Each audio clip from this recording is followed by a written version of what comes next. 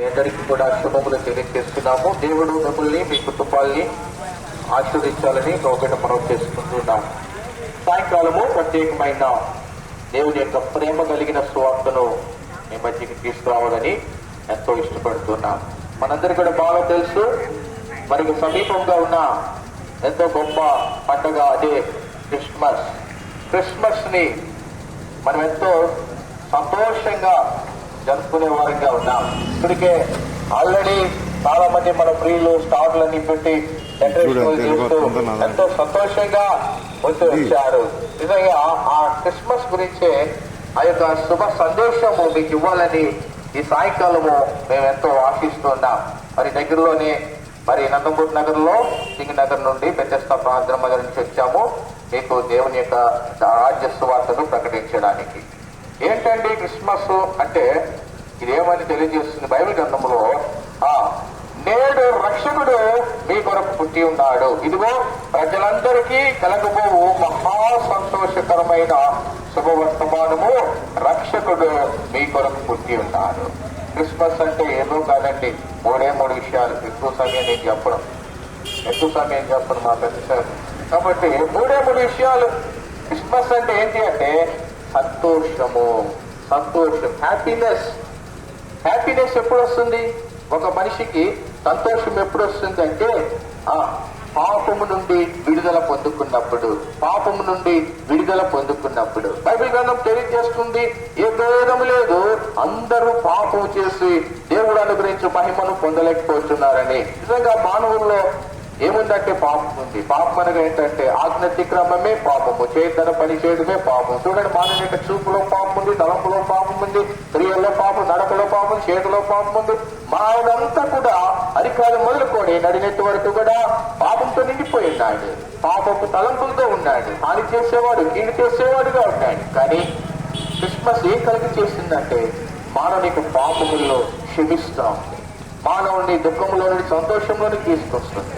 నిజంగా ఏంటి సంతోషం అంటే? మహా సంతోషకరమైన శుభవర్తమానం ఏంటి అంటే మానవుల్ని పాపం నుండి విడిపిస్తుందండి. అని విడిపించేది ఎవరండి? తన ప్రియ కుమారుని యేసుక్రీస్తు ప్రభువుని లోకానికి పంపించారు. మానవులందరి పాపమును ఆయన మీద వేసుకొని కలువరి శిలువలో పాపానికి ప్రాయశ్చిత్త బలియాగము దేవుడు చేస్తూ వచ్చాడు.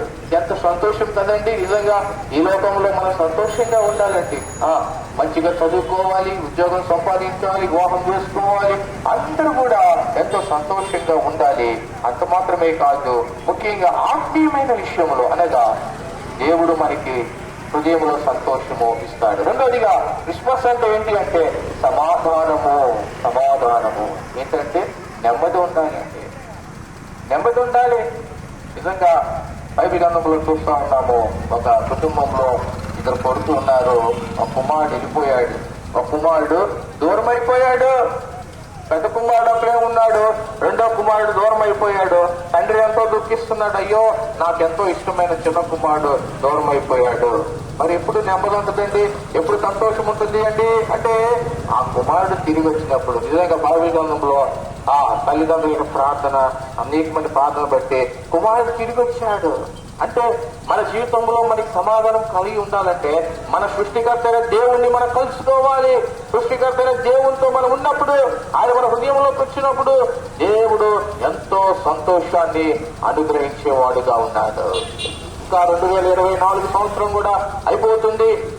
డిసెంబర్ అయిపోతుంది, దగ్గరకు వచ్చిన పండగ. ఈ సంవత్సరం కూడా ఇంకా వచ్చింది అంటే ఇంకా దేవునికి దూరంగా ఉన్నాం, నెమ్మది లేదు.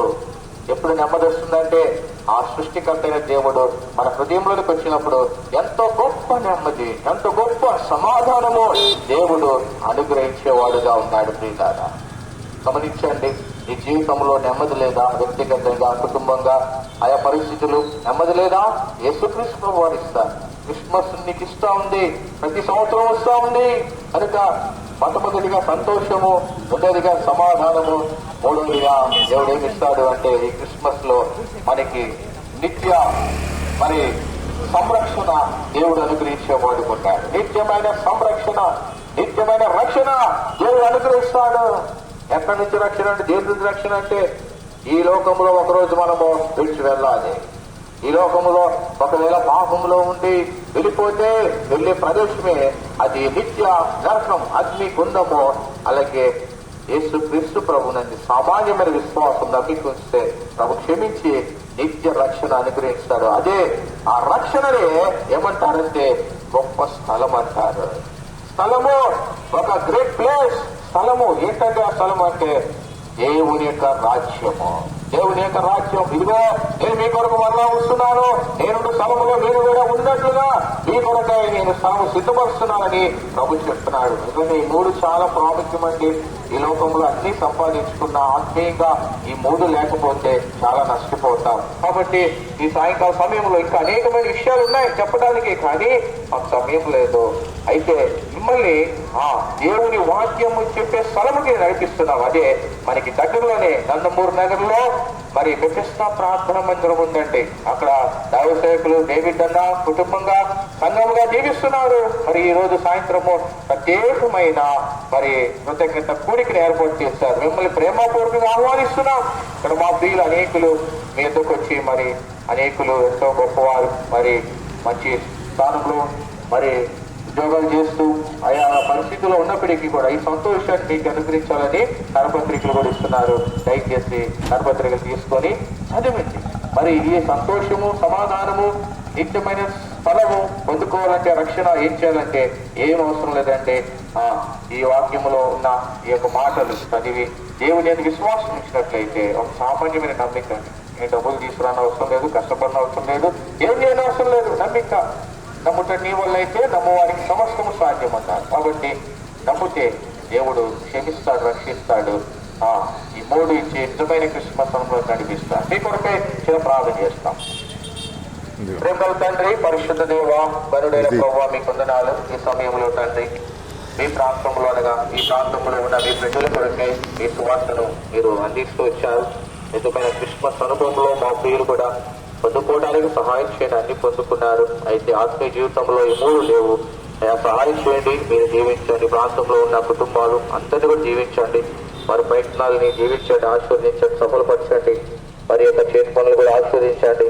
ఈ యొక్క ఏ అక్కడితో ఉన్నారో ఒక అనారోగ్యం అయితే నెమ్మది లేకపోతే వారందరికీ కూడా మీరు అనుగ్రహించి మీరు మహిమ పొందుకోవచ్చు. ముందుకు వెళ్తున్నాం, సహాయం చేయండి. మహిమ ఘనత ప్రభావాలు ఆరోపించుకుంటూ యేసుక్రీస్తు వారి నామంలో ప్రార్థించి గణపరచడి వేడుకుంటున్నాం తండ్రి. ఆమేన్. మసీకి సువార్తలు సహాయపడుతున్న యేసుక్రీస్తు వారికి హల్లెలూయా.